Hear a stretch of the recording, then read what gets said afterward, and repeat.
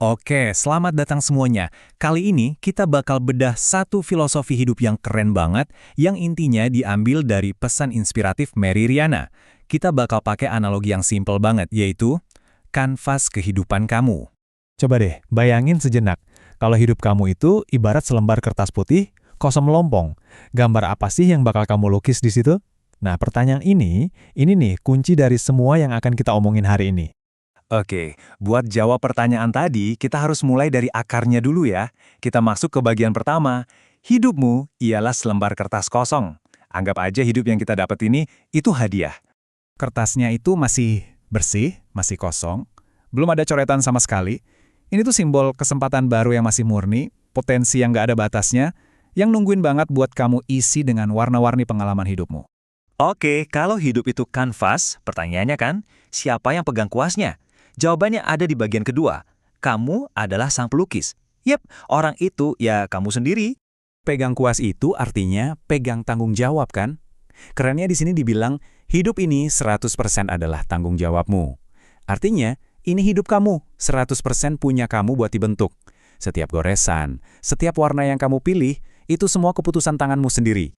Nah, disinilah kita dihadapkan pada pilihan yang krusial banget. Di satu sisi, kamu bisa aja biarin orang lain yang ngegambar di kertasmu, hasilnya, ya hidup yang isinya cuma ekspektasi mereka. Tapi di sisi lain, kamu bisa ambil alih kuas itu, gambar takdirmu sendiri, dan ngejalanin hidup yang isinya pilihan-pilihan kamu. Tapi, ya namanya juga melukis, nggak selamanya mulus kan? Setiap seniman itu pasti butuh dua hal.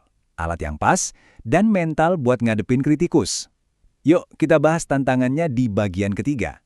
Peralatan dan para pengkritik. Jadi, apa sih alat-alat kamu? Alat-alat kamu itu ya semua yang ada di dalam diri kamu.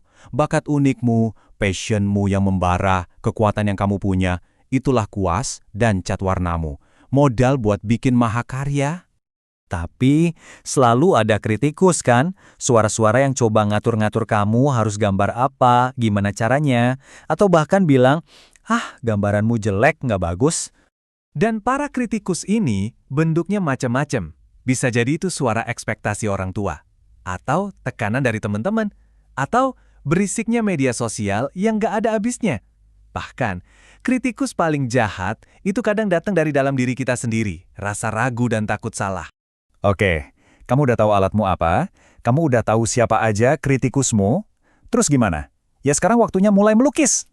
Kita masuk ke bagian 4, proses menciptakan mahakarya.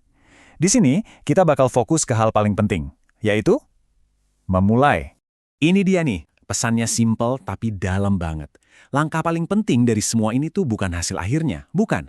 Tapi keberanian buat bikin goresan pertama. Di atas kertas yang masih kosong itu, prosesnya bisa kita pecah jadi beberapa langkah gampang. Pertama, beraniin diri buat bikin coretan pertama. Kedua, jangan takut bikin salah. Kan ada penghapus dalam hidup. Ketiga, terus aja tambahin warna, tambahin detail. Dan yang paling penting, percaya sama prosesnya.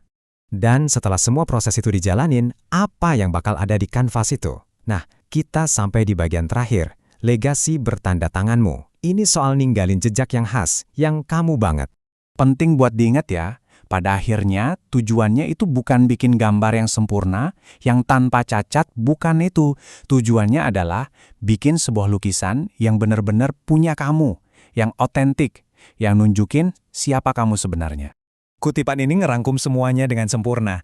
Pada akhirnya, ini adalah kertasmu, ini adalah ceritamu, dan ini adalah tanda tanganmu, punya kamu seutuhnya. Jadi sebagai penutup, pertanyaannya kembali ke kamu. Kuasnya ada di tanganmu, kanvasnya terbentang di depanmu. Pada akhirnya, mahakarya seperti apa yang akan kamu tinggalkan di sana?